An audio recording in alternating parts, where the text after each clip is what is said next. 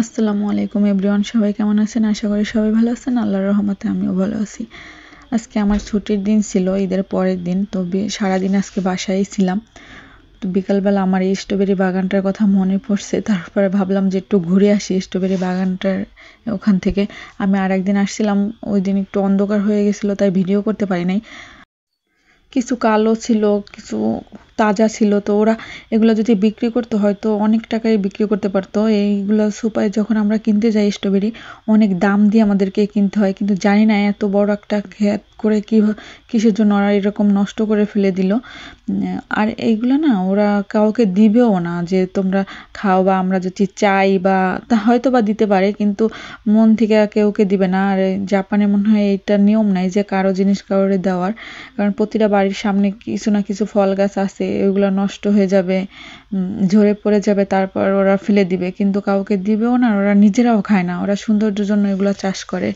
আর এগুলো যে কোনো ফলই আমরা সুপারি যখন কিনতে যাই প্রচুর দাম দিয়ে কিনতে হয় আমাদেরকে। এটা বুঝি না এই সিস্টেমটা। আর এটা জাপানিজ ছেলে, ও বল খেলে আসতেছিল আর আমাদেরকে জিজ্ঞাসা করতেছিল আমরা কোন দেশ থেকে এসেছি, এখন কোথায় থাকি, তারপর ওদের দেশ সুন্দর, আমরা ভিডিও করতেছি, এগুলো আর কি বললো। আজকে সারাদিনই একটু একটু বৃষ্টি ছিল, তো বৃষ্টির ভিতরেই বের হয়েছি, ভালো লাগতেছিল না। আমি আর আমার কলিগ বের হয়েছি এদিকে গ্রামের সাইডে, আমাদের বাসা আর কি গ্রামের দিকে। তো এই রাস্তাটায় আমরা কখনোই আসি নাই। আর একদিন ওই যে স্ট্রবেরি বাগানে আসছিলাম, মানে তাও রাস্তায় হাঁটতে হাঁটতে ওটা দেখা পাই। তারপর ভাবলাম যে আজকে একটু ঘুরে আসি, এই রাস্তায় তো কখনো যাই নাই। যেহেতু ঈদের পরের দিন ঈদ মানে তো প্রবাসীদের মন খারাপ থাকে। যেহেতু পরিবারের সবাই দেশে থাকে, আমি একা এখানে ঈদ পালন করলাম নাকি আমি জানি না। কোরবানির ঈদ।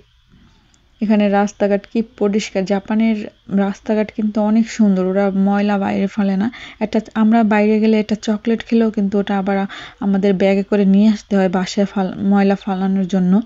তো এখানে দেখলাম মিষ্টি কুমড়া গাছ চাষ করছে। এই মিষ্টি কুমড়াগুলো সেম কাজই করবে, মিষ্টি কুমড়া হবে, নষ্ট হয়ে যাবে, পরে উঠিয়ে ফেলে দিবে, বা এখানে একটা মেডিসিন মেরে দেয় যেন সবগুলো মানে নষ্ট হয়ে যায়, মিক্স হয়ে যায় পাতা পোতা সব।